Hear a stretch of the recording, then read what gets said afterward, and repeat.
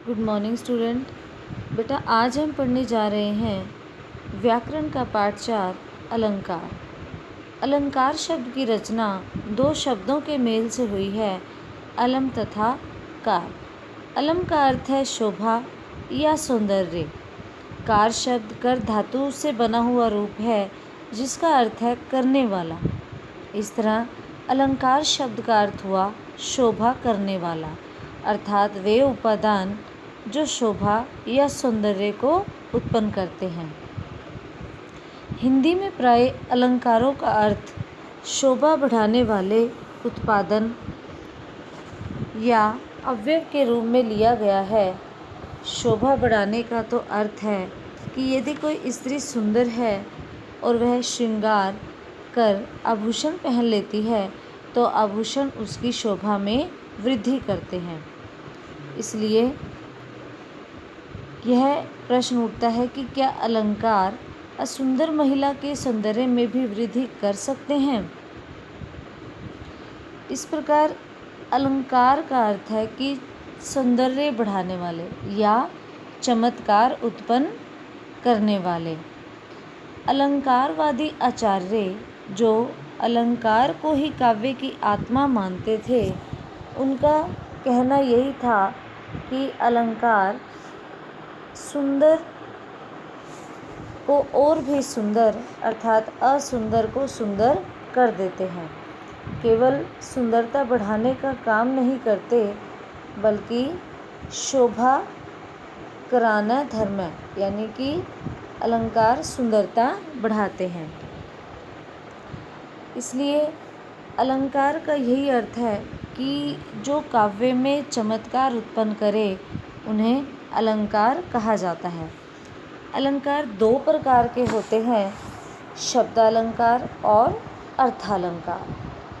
शब्दालंकार क्या होता है कि जब काव्य में शब्दों के कारण चमत्कार उत्पन्न होता है तब उन्हें शब्दालंकार कहा जाता है। शब्दालंकार के 3 भेद माने गए हैं, अनुप्रास, यमक और श्लेष। सबसे पहले हम पढ़ेंगे यहाँ अनुप्रास अलंकार। अनुप्रास जब किसी कविता में या काव्य में समान वर्णों की आवृत्ति होती है, यानी जब कोई एक समान वर्ण बार बार आते हैं तो वहाँ पर अनुप्रास अलंकार होता है। जैसे देखिए, मोर मुकुट मकराकृत कुंडल, यहाँ पर कौन से वर्ण की आवृत्ति आ रही है? म वर्ण की आवृत्ति, मोर मुकुट मकराकृत कुंडल। और अगले में देखिए कानन, कल कानन कुंडल मोर मखा, यानी कल कानन कुंडल मोर पखा। यहाँ पर किसकी आवृत्ति आ रही है? क वर्ण की आवृत्ति आ रही है। तो यहाँ पर क्या हुआ, जब एक ही वर्ण बार बार आता है किसी काव्य में तो वहाँ पर होता है अनुप्रास अलंकार। उसके बाद आता है यमक अलंकार। यमक में क्या है कि जब एक ही शब्द की आवृत्ति एक से अधिक बार होती है। जब किसी काव्य में एक शब्द की आवृत्ति एक से अधिक बार होती है लेकिन उसका अर्थ जो है हर बार अलग होता है तो वहाँ पर होता है यमक अलंकार। जैसे देखिए, बापू को कर नित दूर दूर, हर बरस बरस दिन आता है। देखिए यहाँ पर पहले बरस शब्द का अर्थ है वर्ष यानी कि साल, और दूसरे बरस शब्द का अर्थ है मृत्यु या बरस का दिन अर्थात मृत्यु दिवस। तो जब एक ही शब्द की आवृत्ति एक से अधिक बार हो और उसका अर्थ हर बार अलग आए तो उसे यमक अलंकार कहा जाता है। उसके बाद आता है श्लेष अलंकार। श्लेष अलंकार, श्लेष का अर्थ होता है चिपकना। श्लेष का अर्थ होता है चिपकना। तो जब किसी काव्य में एक ही शब्द की आवृत्ति एक बार हो लेकिन उसके साथ 2-3 अर्थ हों, एक ही शब्द की आवृत्ति जब एक ही बार हो लेकिन उसके साथ उसके 2-3 अर्थ हों तो वहाँ पर श्लेष अलंकार होता है। जैसे देखिए, सुमन को ज्यों मधुमय संदेश, सुमन को ज्यों मधुमय संदेश। जैसे सुमन तथा मधुमय दोनों पर श्लेष अलंकार है। यहाँ पर सुमन शब्द के 2 अर्थ हैं, जैसे सुंदर मन, और सुमन का अर्थ पुष्प भी होता है यानी कि फूल, और मधुमेह का अर्थ है मधुर और वसंत ऋतु। जैसे इसका अर्थ क्या हुआ कि कोयल आनंदित होकर सुंदर मन वाले लोगों को मधुर संदेश दे रही है, यानी कि कोयल की वाणी उन्हें मधुर लगती है यानी मीठी लगती है। और जैसे देखिए उसके बाद एक एग्जाम्पल और, मंगन को देख पट देत बार बार है। पट, यहाँ पर पट शब्द की अर्थ 2 हैं। पट पट मैंने होता है दरवाज़ा और पट मैंने होता है वस्त्र। मंगन को देख यानी कि मांगने वाले को देखकर पट देत बार बार है यानी कि दरवाज़ा बार बार बंद कर देते हैं। और दूसरा अर्थ क्या आएगा पट के साथ, मंगन को देख पट यानी कि मांगने वाले को देखकर उसे वस्त्र देती है। ये तो हो गया शब्द अलंकार के भेद तीनों, अनुप्रास, यमक और श्लेष। इसके बाद हम करेंगे अर्थालंकार। अर्थालंकार क्या होता है कि जब काव्य में अर्थ के प्रयोग के कारण चमत्कार उत्पन्न हो तो वहाँ पर होता है अर्था अलंकार। अर्था अलंकार, इसके भेद हैं। सबसे पहले है उपमा अलंकार। उपमा अलंकार जब 2 व्यक्तियों या वस्तुओं में समान गुण या धर्म के कारण समानता बताई जाती है तो वहाँ पर उपमा अलंकार होता है, यानी कि किसी के साथ समानता कंपेयर किया जाता है। जैसे सीता की आँखें मृग के समान चंचल हैं।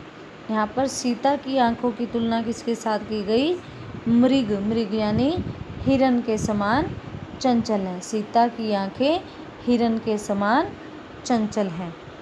उसके बाद दूसरा आता है रूपक अलंकार। रूपक अलंकार जहाँ प्रस्तुत और अप्रस्तुत में बहुत अधिक समानता होने के कारण दोनों को एक समझ लिया जाता है, यानी उपमेय पर उपमान का आरोप किया जाता है तो वहाँ पर होता है रूपक अलंकार। जैसे कमल नयन, कमल नयन यानी कि कमल रूपी नेत्र, आँखें। अभिमन्यु धन के निधन के कारण हुआ, यानी कि अभिमन्यु धन, यहाँ पर है अभिमन्यु रूपी धन। उसके बाद है उत्प्रेक्षा अलंकार। उत्प्रेक्षा अलंकार में जहाँ प्रस्तुत पर अप्रस्तुत की, यानी कि उपमेय पर उपमान की संभावना की जाती है, संभावना बताई जाती है। जहाँ उपमेय पर उपमान की संभावना बताई जाती है तो वहाँ पर होता है उत्प्रेक्षा अलंकार। और उत्प्रेक्षा अलंकार में संभावना करने के लिए प्राय मानो, मनहु, मनहु, जानो, जनहु, ज्यों, जनु आदि शब्दों का प्रयोग किया जाता है। जैसे देखिए, उस काल मारे क्रोध के तन काँपने उसका लगा, मानो हवा के जोर से सोता हुआ सागर जगा। यहाँ पर क्या आया, मानो, तो यहाँ पर क्या होगा उत्प्रेक्षा अलंकार। जैसे देखिए, मानो नील व्योम उतरा हो, आलिंगन के हेतु अशेष। जैसे यहाँ भीषण रव के कारण धरती के कंपन पर यह संभावना बताई गई कि मानो यह नीले आकाश के साथ आलिंगन के कारण है। और मानववाचक शब्द का प्रयोग ही उत्प्रेक्षा अलंकार की यहाँ पर सूचना देता है। यानी कि मानव शब्द ही हमें यह बताता है कि यहाँ पर उत्प्रेक्षा अलंकार का प्रयोग किया गया है। उसके बाद है हमारा अतिशयोक्ति अलंकार। अतिशयोक्ति क्या होता है बेटा? जब अतिशय और उक्ति यानी कि जब किसी काव्य में बढ़ा चढ़ाकर वर्णन किया जाता है, किसी भी बात का बढ़ा चढ़ाकर वर्णन किया जाता है, तो वहाँ पर अतिशयोक्ति अलंकार होता है। जैसे इसका एग्जाम्पल देखिए, हनुमान की पूँछ में लगन न पाई आग, लंका सगरी जल गई, गए निशाचर भाग। यानी कि देखिए, हनुमान की पूँछ में अभी आग भी ना लग पाई थी कि उससे पहले सारी लंका जलकर राख हो गई और सारे निशाचर भाग गए। यानी कि इस काव्य में इस प्रसंग का बहुत ही बढ़ा चढ़ाकर वर्णन किया गया है, इसलिए यहाँ पर कौन सा अलंकार होगा? अतिशयोक्ति अलंकार। उसके बाद आता है हमारा मानवीकरण अलंकार। मानवीकरण शब्द का अर्थ होता है किसी को मानव बना देना। वस्तुतः जब काव्य में कवि किसी प्रकृति का वर्णन करता है और वो अपनी प्रकृति को अपने काव्य के द्वारा इस रूप में चित्रित करता है जैसे वह कोई मानव या मानवी हो, ऐसे काव्य में ऐसे स्थलों पर कौन सा अलंकार होता है? मानवीकरण अलंकार। जैसे देखिए, उषा सुनहले तीर बरसाती, जय लक्ष्मी सी उदित हुई, उधर पराजित काल रात्रि भी, जल में अंतर निहित हुई। यहाँ पर देखिए, उषा, जैसे इसमें क्या कहा गया कि उषा का आगमन ऐसा लग रहा था जैसे सुनहले तीरों की वर्षा करती हुई विजय लक्ष्मी प्रकट हुई हो। विजय लक्ष्मी प्रकट हुई हो तथा दूसरी ओर रात्रि जो पराजित हो गई है वह मानो उषा के डर से जल समाधि लेने जा रही है। उषा तथा रात्रि, उषा माने होता है सुबह और रात्रि माने रात। उषा तथा रात्रि को कवि ने यहाँ पर मानवी के रूप में चित्रित किया है और इस काव्य में अलंकार कौन सा होगा? मानवीकरण अलंकार। इसलिए इस प्रकार बेटा हमने पढ़े शब्दालंकार और अर्थालंकार। शब्दालंकार में हमने भाग पढ़े उसके अनुप्रास, यमक और श्लेष अलंकार, और अर्थालंकार में हमने पढ़े उपमा अलंकार, रूपक अलंकार, उत्प्रेक्षा अलंकार, अतिशयोक्ति और मानवीकरण अलंकार।